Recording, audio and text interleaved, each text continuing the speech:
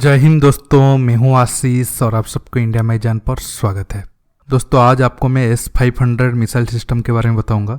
S-500 system कितना ताकतवर है, ये सिस्टम रूस की सेना में कब शामिल होगा, भारत और चीन में से ये सिस्टम किस देश को पहले मिल सकता है, ये सारे सवालों के जवाब आपको ये वीडियो में दूंगा। कुछ दोस्त ये कहेंगे, भाई अब इंडिया को S-400 नहीं मिला है, तुम S-500 की बात कहते हो, मतलब व्यू के लिए कुछ भी बना रहे हो। देखिए मैं डिफेंस रिलेटेड वीडियो बनाता हूँ, मुझे काफ़ी अच्छा लगता है जब मैं इस टाइप का वीडियो बनाता हूँ और काफ़ी सारे दोस्त भी इस टॉपिक पर वीडियो देखना चाहते हैं, क्योंकि मेनस्ट्रीम मीडिया में ऐसे टॉपिक पर डिस्कस भी बहुत कम होता है। सच बताऊँ, आज जो मैं आपको बताने जा रहा हूँ ये सवाल आज से 1-2 साल के बाद ज़्यादा उठेंगे, तो आप पहले से ही इन्फॉर्मेशन जान लीजिए, इसमें कोई बुरा नहीं है। देखिए आज या फिर आगे 3-4 साल के हालात को नज़र में रखकर देखेंगे, सच बताऊँ ना ही भारत ना ही चीन, कोई भी देश को S-500 नहीं मिलेगा। चीन ऐसे फंसा है कि वो भारत की मदद या फिर मर्जी के बिना S-500 नहीं खरीद सकता है। अगर खरीदा तो उसे ज़्यादा कुछ फायदा नहीं होगा। आप चाहे तो अब ये वीडियो को स्किप कर सकते हो। अगर कारण जानना चाहते हो तो आखिर तक ये वीडियो को देखते रहिए और ज़्यादा से ज़्यादा लाइक शेयर करना मत भूलिए। पहले जानते हैं S-500 सिस्टम कितना ताकतवर है और ये सिस्टम रूस की सेना में कब शामिल होगा। देखिए S-500 S-400 का अपग्रेड वर्जन है। S-400 2007 में सर्विस में आया था। इसके बाद ये सिस्टम पूरी दुनिया में धूम मचा दी, लेकिन रूस इतने में चुप नहीं रहा। S-400 शामिल होने के 2 साल बाद 2009 में ही S-500 पर काम करना शुरू कर दिया था।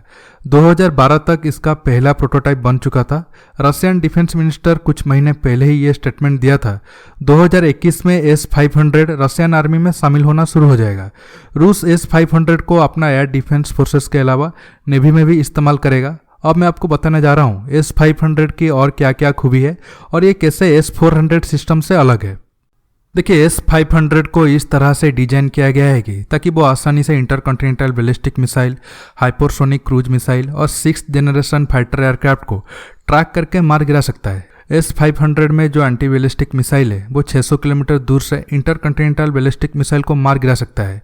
S-500 दुनिया का पहला सिस्टम है जो ICBM मिसाइल को मार गिरा सकता है। S-500 एक साथ 10 बैलिस्टिक हाइपरसोनिक टारगेट को ट्रैक करके मार गिरा सकता है। परमाणु हथियार ले जाने वाले MIRV टेक्नोलॉजी से लेस बैलिस्टिक मिसाइल भी S-500 से नहीं बच सकते हैं। आपको बता दूं कि हाइपरसोनिक मिसाइल के स्पीड पर सेकंड 5 से 7 किलोमीटर तक होता है। S-500 180 से 200 किलोमीटर अल्टीट्यूड में उड़ रहे टारगेट को भी निशाना बना सकता है। S-500 की रेस्पॉन्स टाइम सिर्फ 3 से 4 सेकंड है, जबकि S-400 की रेस्पॉन्स टाइम 9 से 10 सेकंड था। इससे आप अंदाजा लगाओ S-500 कितना बेहतरीन और खतरनाक मिसाइल डिफेंस सिस्टम है। हालांकि भारत का भी बैलिस्टिक मिसाइल डिफेंस प्रोग्राम चल रहा है, लेकिन इस पर कोई ज़्यादा डिटेल्स में इन्फॉर्मेशन नहीं है। सरकार एक तरह से सीक्रेटली ये प्रोजेक्ट पर काम कर रहा है। देखिए S-500 में एंटी बैलिस्टिक मिसाइल के अलावा दूसरा सबसे हाईएस्ट रेंज वाला मिसाइल 500 किलोमीटर तक है। मीडिया रिपोर्ट के हिसाब से ये दोनों मिसाइलों का नाम 77N6N और 77N6N1 है। देखिए S-400 में यूज होने वाले कुछ मिसाइल भी S-500 में यूज होगी। हाँ, उसमें थोड़ा बहुत टेक्नोलॉजी में चेंज होगा, लेकिन कुछ मिसाइलें सेम रहेगी, जैसे 9M96 और 9M96C मिसाइल, क्योंकि ये सब मिसाइल की रेंज 40 किलोमीटर से लेकर 120 किलोमीटर तक है। इनकी रेंज में तो ज़्यादा कुछ चेंज नहीं होगा, लेकिन स्पीड में चेंज हो सकता है।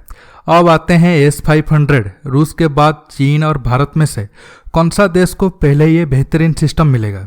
देखिए अब की हालत या फिर इसमें आप 3-4 साल ऐड कर दो, रूस देना भी चाहे, इंडिया और चीन ये डिफेंस सिस्टम को नहीं खरीदेंगे। ऐसा मैं क्यों कह रहा हूँ आपको समझाता हूँ। पहले बात करते हैं चीन की। देखिए आप सब जानते हैं चीन 2019 से S-400 को यूज कर रहा है, लेकिन MTCR मेंबर ना होने के कारण उसे सिर्फ 250 किलोमीटर रेंज वाला ही मिसाइल मिला है, क्योंकि जो कंट्री MTCR मेंबर नहीं है उसे अगर कोई देश 300 किलोमीटर के ऊपर मिसाइल देता है तो दोनों देशों पर प्रतिबंध लग जाएगा।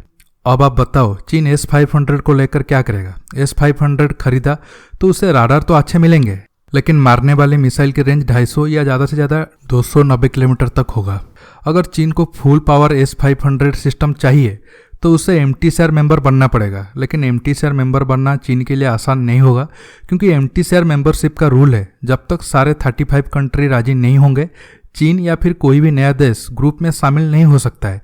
चीन चाहे जितना भी कोशिश कर ले, भारत कभी भी राजी नहीं होगा चीन की मेंबरशिप के लिए। इसलिए मैंने कहा था एक तरह से भारत की मर्जी के बिना चीन फुल पावर S-500 नहीं खरीद सकता है। अगर खरीदा तो 600 से 800 किलोमीटर दूर टारगेट को देख तो सकता है, लेकिन मारक क्षमता सिर्फ 250 किलोमीटर तक होगा। इसलिए चीन की S500 खरीदने की चांस कम है। अब आता हूँ इंडिया की तरफ। देखिए, इंडिया को S400 अब तक नहीं मिला है, तो S500 की बात सोचना गलत है। S400 2023 तक इंडिया को मिलेंगे। पाकिस्तानी सीमा पर आसानी से S400 सिस्टम 2035 तक काम कर सकता है, क्योंकि पाकिस्तानी सेना का एडवांस रेट स्लो है।